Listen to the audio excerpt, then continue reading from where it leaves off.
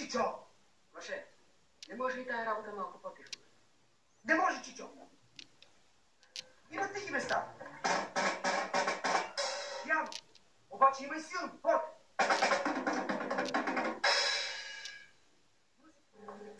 Веќе какво прави бас китара? Какво прави? Ма нищо не прави, там е работата. Аз такива фуфлек хубаво не ги пускам, да ги постави по радиото. Сторя ти понекъде по-такова. Намеря си някоя връщица и айде. Важното е да имаш Войчо.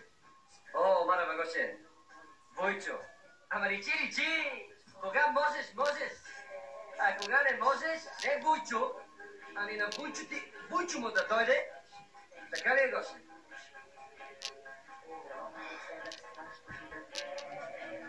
Музиката за това е голема работа, мой човек. Защото при нея връзки нема.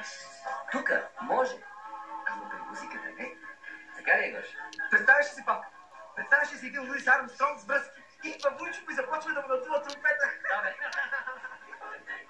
Обаче не може всеки път Войчо да ти надува тромпета. Ево от време на време и ти. Ей, ма то станало 12:30, бе. Край. Продължаваме след обед. Виж сега. Да е потрябва. О, ти работи, мой човек. Че ако не ги просто стоиш направо, ти ми на кино. Работа по време на почивка. И учи няма един откачи. Веде ни половина съм тук, бе, браче. Много ни гонят.